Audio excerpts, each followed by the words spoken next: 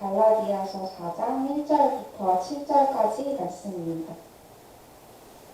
제가 한 절 먼저 읽고 여러분들이 한 절 읽고 마지막 7절은 같이 읽도록 하겠습니다. 내가 또 말하노니 유업을 이을 자가 모든 것의 주인이나 어렸을 동안에는 종과 다름이 없어서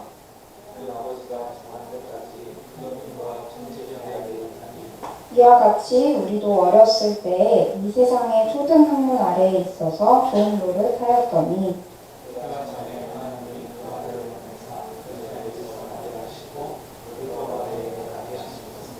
율법 아래에 있는 자들을 속량하시고 우리로 아들의 명분을 얻게 하려 하시니라.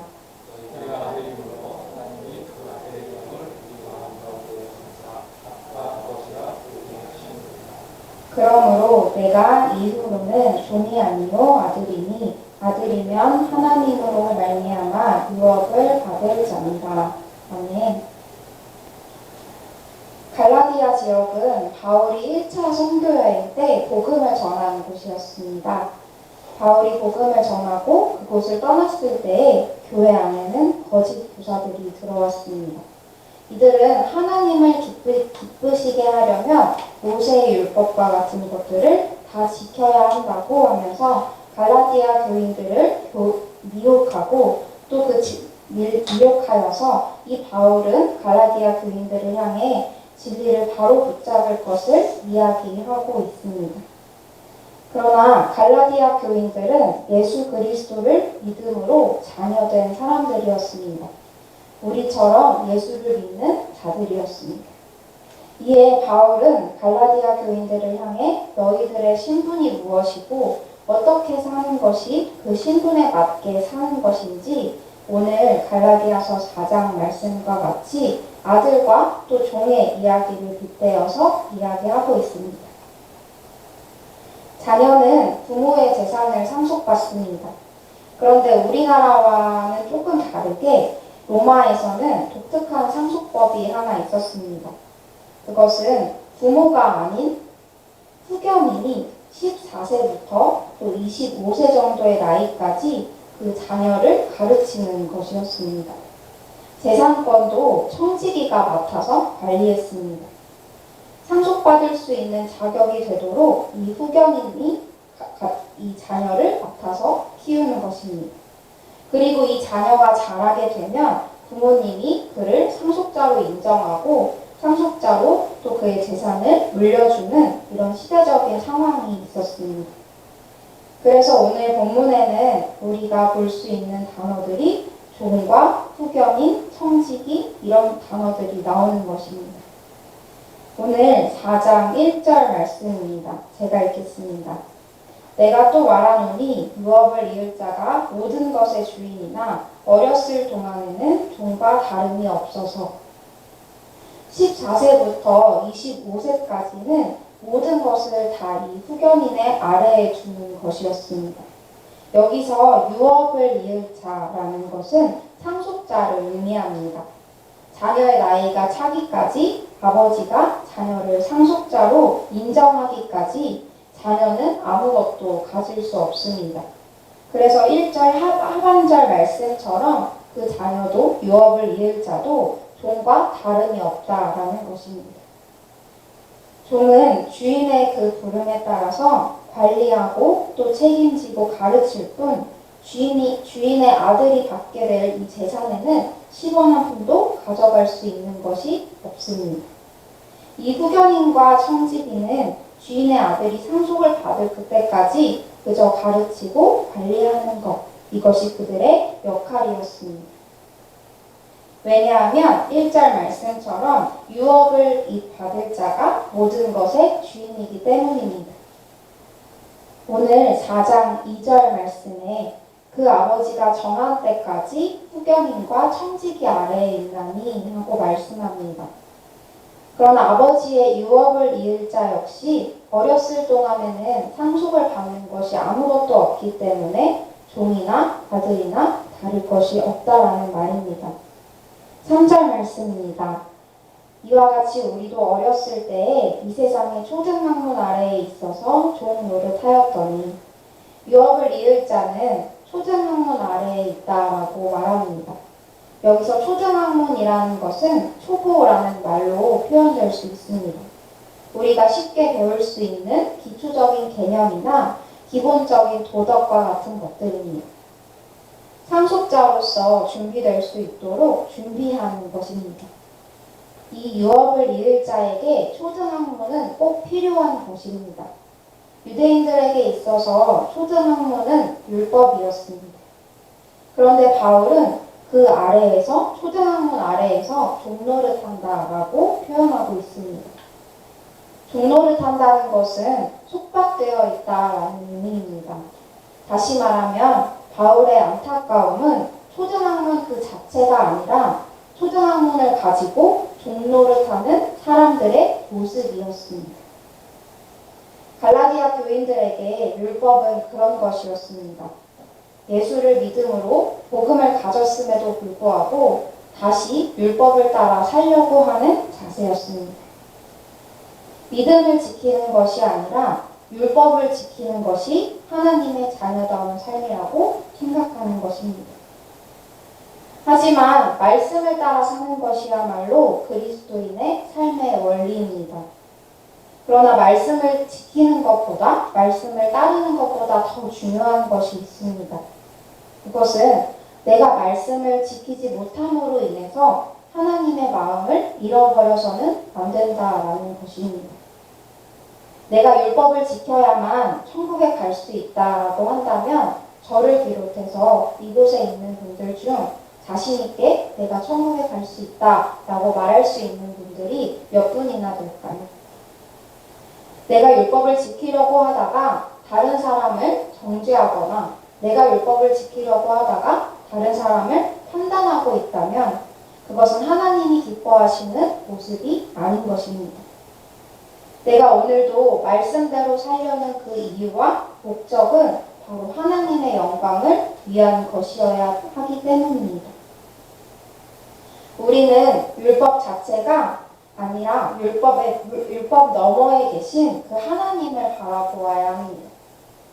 말씀을 붙들고 살 때에도 또 말씀을 붙들지 못할 그때에도 하나님이 이루실 것을 바라보아야 합니다. 그렇지 않으면 내가 율법에 끌려갈 수 있습니다. 내가 지금 어떤 인간관계에 틀어져 있고 또 내가 어떤 좋은 직장에 들어가지 못하고 또 내가 오늘 힘들게 사는 것은 내가 빠진 주일 예배 때문이고 혹은 내가 교회에서 봉사하지 못하기 때문이고 혹은 내가 성경을 읽고 기도를 하지 못했기 때문이다라는 그 생각으로 살아가는 것입니다. 저는 고등학교 때 교회에서 성경 공부를 하면서 제가 그 그룹의 리더로 있었는데요. 그때 당시에 목사님께 이런 이야기를 들었습니다. 너와 함께 공부를 하는 팀원들은 하루에 10분을 기도하면 너는 1시간을 기도해야 한다. 물론 이 말이 틀린 말은 아니라는 것을 지금도 이해하고 저라도 어떤 팀원의 리더가 있다면 그 팀원 리더에게 이렇게 말할 것 같습니다. 하지만 저는 그 당시에 이 말씀을 듣고 스스로 이 논리에 갇혀서 무언가 성경 공부를 하는 그 팀원들의 관계가 틀어지기라도 하면 아니면 그 팀 가운데 무언가 기도 제목이 갑자기 생기기라도 하면 내가 이번 주에 기도하지 못해서 이런 일이 생겼구나 하고 생각했습니다. 자책하기도 하고 또 그래서 목사님의 그 말씀을 기억하면서 잘 되지도 않던 기도를 1시간 동안 꾸역꾸역 해내려고 자리에 앉아서 시간을 때우던 시간들이 기억이 납니다. 율법은 내가 지켜야 하는 것이지만 복음은 약속 안에서 하나님이 이루실 것을 믿음으로 바라보며 사는 것입니다. 하나님, 내가 1분밖에 기도하지 못합니다. 그러니까 하나님이 좀 도와주세요. 이렇게 솔직하게 하나님 앞에 나아가는 것이 내가 율법을 지키는 것보다 더욱 중요한 것입니다. 저도 그때 시간들을 되돌아보면 제가 그때 차라리 하나님 앞에 솔직함으로 기도했다면 그 시간들이 돌아봐졌을 때 더 기쁜 시간들이 아니었을까 하는 생각이 들었습니다. 율법을 또 말씀을 내가 지키려고 하면 고생뿐이라는 것을 기억하게 됐습니다. 지킬 수도 없는 것입니다. 그러나 복음은 내가 믿기만 하면 되는 것입니다. 이 복음은 우리에게, 예수 그리스도를 믿는 우리 모두에게 주어져 있습니다. 그러나 살면서 우리가 이 복음을 잊게 만드는 것들이 참 많이 있습니다. 자꾸만 우리로 하여금 종노릇하게 하는 것들이 있습니다. 그것은 바로 내가 만든 우상입니다. 내가 만든 신이라는 책에서 팀 켈러는 인간의 교묘하고 또 감사한 마음 속에는 눈에 보이는 또 보이지 않는 것들을 섬기고 싶은 마음이 있다라고 이야기했습니다. 그러면서 그 종류를 크게 6가지로 구분했습니다. 이 책들을 다 읽어보지는 못했지만 목차에 팀 켈러가 한 문장으로 각각 이 6가지를 소개한 내용들이 있어서 같이 나누어 보고 싶어서 제가 가져왔습니다. 첫 번째는 내가 만든 신 평생 소원입니다. 이 평생 소원이라는 것을 한 문장으로 이렇게 정리했습니다. 오래 간절히 바랄수록 우상이 되기 쉽다. 두 번째 내가 만든 신은 사랑입니다. 이 사랑을 이렇게 정의했습니다. 사랑에 속고 속다 헌혈에 찬 노예가 되었다. 세 번째로 내가 만든 신은 돈입니다. 이 돈에 대한 정의는 풍족한 소유와 소비로도 영혼의 헐벗음은 면치 못한다 라고 이야기했습니다. 네 번째로 성취입니다. 그 성취는 어떤 성공신화도 인간의 한계를 넘을 수 없다 라는 것이었고, 다섯 번째로 권력입니다. 이 권력 의지는 두려움의 또 다른 얼굴이다 라고 정의했습니다. 마지막으로 문화와 종교입니다. 이것은 은혜 없는 복음은 가짜 하나님을 만든다 라고 정의했습니다. 이 문장들이 굉장히 마음에 와닿았습니다. 내가 만든 우상들이 오늘도 나로 하여금 종노릇하게 만들고 있구나 라는 것들이 생각이 났습니다. 이 외에도 인맥이나 건강, 외모, 가정, 의무, 도덕적 가치나 이데올로기 같은 것들이 우리의 우상이 되고 우리로 하여금 종노릇하며 살도록 만드는 것들이 있습니다. 주식이나 비트코인을 사고 파는 것이 과연 성경적인가 아니면 비성경적인가 하는 것이 문제가 되는 것이 아닙니다. 그것들이 어느새 내 주인이 되고 또 내가 그것의 종이 될 때 그것이 바로 비성경적인 것입니다. 특별히 우리의 신분이 예수 그리스도의 상속자라면, 유업을 이을 자라면 더더욱 그렇습니다. 때가 되어서 아버지가 상속자라고 인정하시기까지 종노릇하는 것을 우리는 더욱 주의해야 하는 것입니다. 아들이 후견인 아래에 있다가 상속을 받을 때가 되는 것 같이 하나님은 때가 되어 자신의 계획을 이루셨습니다. 오늘 본문 4절과 5절 말씀입니다. 때가 참에 하나님이 그 아들을 보내사 여자에게서 나게 하시고 율법 아래에 나게 하신 것은 율법 아래에 있는 자들을 속량하시고 우리로 아들의 명분을 얻게 하려 하심이라. 하나님의 계획은 우리로 아들의 명분을 얻게 하려는 것이었습니다. 다시 말해 우리로 하여금 상속자가 되게 하려는 것이었습니다. 율법에 얽매이고 또 그 아래서 종노릇하며 살 수밖에 없는 우리를 불쌍히 여기신 그 하나님께서는 우리를 아들로 삼기 위해서 자신의 아들을 보내셨습니다. 그분은 하나님이셨습니다. 그리고 동시에 사람이셨습니다. 4절 말씀에서 그 아들은 여자에게서 났다라고 이야기합니다. 예수님은 율법에 얽매인 자들을 구하시기 위해서 스스로 인간이 되셨습니다. 율법 아래에 나신 예수님은 율법을 지키셨을 뿐 아니라 또 율법 아래에 있는 자들을 속량하실 수 있었습니다. 여기서 속량했다라는 말은 값을 주고 사는 것을 의미합니다. 하나님 역시 우리를 아들로 삼기 위해서 자신의 아들을 죽음에 내어주는 것을 대가로 지불하셨습니다. 우리를 속량하신 목적은 무엇입니까? 하반절에 보니까 바로 아들의 명분을 얻게 하려 하심이라 라고 기록하고 있습니다. 아들의 명분이라는 것은 나로 하여금 자녀의 자격을 준다라는 말입니다. 내가 종이 아니라 아들이 되어야 하는 이유는, 하나님이 나를 아들로 부르신 이유는 아버지와 아들의 관계에서만 누릴 수 있는 것들을 누릴 수 있게 하기 위함입니다. 종과 자녀는 마음가짐부터 다릅니다. 종은 제대로 일하지 않거나 조금만 주인의 마음에 들지 않으면 주인이 잘라버리면 그만인 것입니다. 하지만 자녀는 어떻습니까? 자녀는 어떤 자격 조건도 필요하지 않습니다. 자녀를 버릴 수 없는 것이 아버지인 것입니다. 부모로서 그동안의 인생을 살아오신 성도님들이라면 더욱 이해하실 것입니다. 또한 이 종은 불림을 받는 존재이지 주인을 부를 수 없습니다.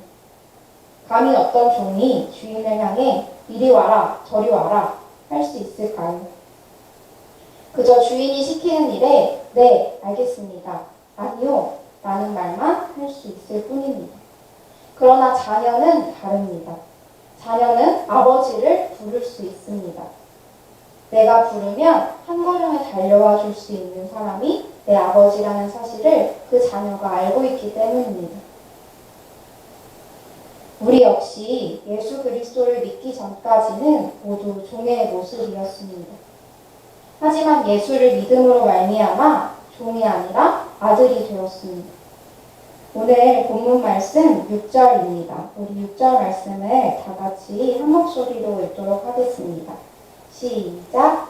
너희가 아들임으로 하나님이 그 아들의 영을 우리 마음 가운데 보내사 아빠, 아버지라 부르게 하셨느니라. 아멘. 너희가 아들임으로, 하나님은 우리를 이렇게 부르십니다. 네가 내 아들이다. 물론 여기서 아들이라는 말은 남성과 여성의 차이를 표현한 말이 아닙니다. 성경에서 남자나 여자나 우리 모두를 그리스도의 신부다라고 표현하는 것과 같은 맥락입니다. 사람들이 나에게 실망을 하고 또 나도 나에게 실망을 하고 세상에서 열심히 살아가지만 아무것도 얻은 게 없을 때, 그리고 또 오늘도 죄 앞에서 넘어지는 내 연약함으로 인해서 마음 아파하고 있는 그 모든 순간에 하나님이 우리에게 이렇게 말씀하시는 겁니다. 너희가 아들이고, 너는 내 아들이다. 사랑하는 내 아들이다. 하나님께서는 자신의 아들을 십자가에 내어주면서까지 우리를 아들로 삼아주셨습니다. 이것은 물에서 빠진 사람을 건져낼 뿐만 아니라 그 사람에게 내가 가진 옷까지도 벗어주고 내가 가진 돈까지도 내어주며 집으로 안전히 가도록 인도하는 것과 같은 것입니다. 우리 모두가 이런 사랑을 받았습니다. 너희가 아들이므로.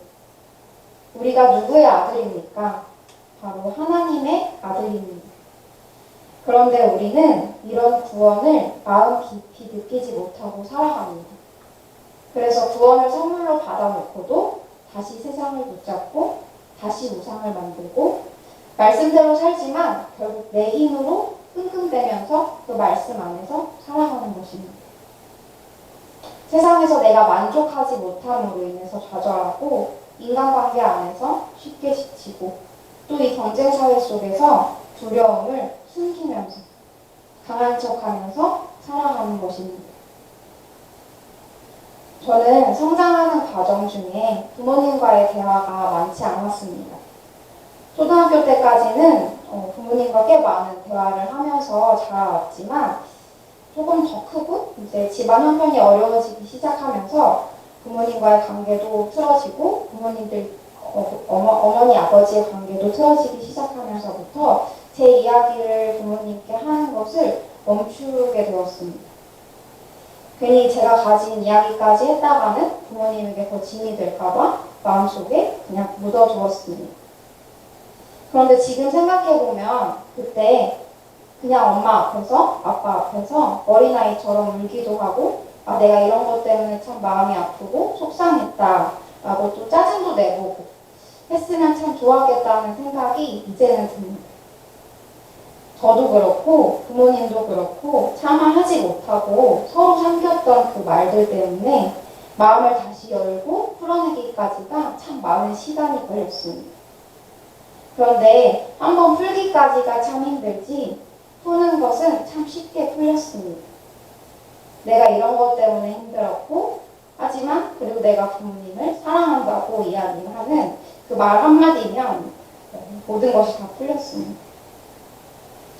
사실 우리가 아빠, 아버지 하고 부르는 것은 내가 힘을 얻는 일이기도 하지만 부름을 받는 그 부름을 듣는 아버지가 가장 기뻐하는 일이 아닐까 생각해 보았습니다. 우리가 하나님의 아들이라면 우리가 하나님을 부르는 것이 하나님이 가장 기뻐하는 일이실 것입니다. 아이가 자라면서 스스로 생각하고 또 스스로 결정하는 때가 되면 부모님의 마음은 씁쓸해질 것입니다. 아마 내 자녀가 이제는 커서 내 손을 떠났다라는 생각 때문일 것입니다. 부모님은 자녀의 나이가 몇 살이든 내 자녀가 나를 찾아주길 원하고 내 자녀가 나를 불러주기를 바랍니다. 우리는 때로는 이런 어린아이처럼 부모님에게 은석도 부리고 시시콜콜한 이야기도 나누는 우리가 되면 좋겠습니다. 육신의 부모님에게 뿐만 아니라 우리 하나님께도 마찬가지입니다.